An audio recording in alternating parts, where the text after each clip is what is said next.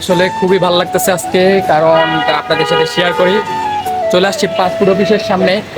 আজকে মূলত পাসপোর্ট অফিসে আসার কারণ হলো আমার এক বন্ধু আর এক ছোট ভাইয়ের পাসপোর্ট করা হয়েছে। আসলে পাসপোর্ট করার জন্য কোনো দালাল ধরতে হয় নাই, কিচ্ছু ধরতে হয় নাই, কোনো কিচ্ছু লাগে নাই। যারা আপনারা এখন পাসপোর্ট করতে চান, খুবই খুব ইজিভাবে পাসপোর্ট করতে পারবেন। আপনারা জাস্ট অনলাইনে নিজে নিজে ট্রাই করবেন পাসপোর্ট করার। দোকান থেকে অনেক সময় ভুল হয়ে যায়, নিজে নিজে করা ট্রাই করবেন। দেন অ্যাপ্লাই করার পর আপনারা চলে আসবেন পাসপোর্ট অফিসে। এখান থেকে খুব ইজিলিভাবে পাসপোর্ট করতে পারবেন, কোনো দালাল নেই, কোনো দালালের ভয় নেই। খুব সহজে আপনারা পাসপোর্ট করতে পারবেন। এখনই আপনাদের উপযুক্ত সময় পাসপোর্ট করার জন্য। এখানে আপনারা কোনোভাবেই হয়রানির শিকার হবেন না। এই লাইনে ধরে ঘন্টার পর ঘন্টা থাকতে হবে না। আর এখানে খুব ইজিলিভাবে পাসপোর্ট করতে পারবেন। আমার দুই ভাই পাসপোর্ট করেছে, তাদের কাছ থেকে আমরা বিস্তারিত জানবো, একটু কথা বলি।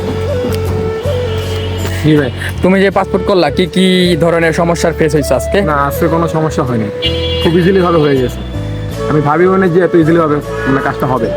আর হ্যাঁ, একটা একটা জিনিস অবশ্যই, আপনারা নামে কখনো ডট দিবেন না। নামে ডট দিলে অনেক ঝামেলা হয়, ওনারা ঝামেলা করে।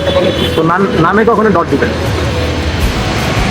যাই হোক, আপনারা তো আমার ছোট ভাইয়ের কাছ থেকে শুনতে পেলেন কি কি ধরনের সমস্যার সম্মুখীন হয়েছে।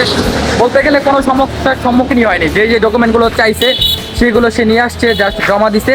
দেন পাসপোর্টে সব কিছু হয়ে গেছে, তার পাসপোর্টের ডেটও দিয়ে দিয়েছে, সব কিছু হয়ে গেছে। তোমার পাসপোর্টের কাগজটা একটু দেখাই দাও। এই যে পাসপোর্টের অলরেডি যে কাগজটা তার হাতে চলে এসেছে, এটা ডেলিভারি স্লিপটা। তার ডেলিভারিতে 10 তারিখে পাসপোর্টটা দিয়ে দিবে, কোনো ধরনের ঝামেলা নেই। এখন আমাদেরকে সেখান থেকে বলেও দিয়েছে যে পুলিশ ভেরিফিকেশনের জন্য যে পুলিশ আমাদের কাছ থেকে যে টাকাটা নেয় সেটাও লাগবে না। খুবই ইজিলিতে আমরা পাসপোর্টটি হাতে পেয়ে যাব। এখন আমি কিছু কথা শুনবো আমার বন্ধুর কাছ থেকে, হাফিজুলের কাছ থেকে, দেখি ও কি বলে। আলহামদুলিল্লাহ, খুবই ভালো। স্টুডেন্ট আমরা যারা যে কাজটা করে গেছি খুবই ভালো করছি, কিন্তু এটা ধরে রাখতে হবে। যদি কিছুদিন পর আবার দালালি শুরু হয়ে যায় তাহলে তো এটা চলবে না। আমাদের অনেক ফ্রেন্ড সার্কেলটাই দালালের মাধ্যমে করেছে, এখানে আসলে অনেক ঝামেলা হতো। কিন্তু এই প্রথম মনে হয় আমি দালাল ছাড়া কোনো একটা কাজ করতে পারলাম। করে এটা শুধুমাত্র ছাত্রদের জন্যই হয়েছে। তো সবাইকে ধন্যবাদ।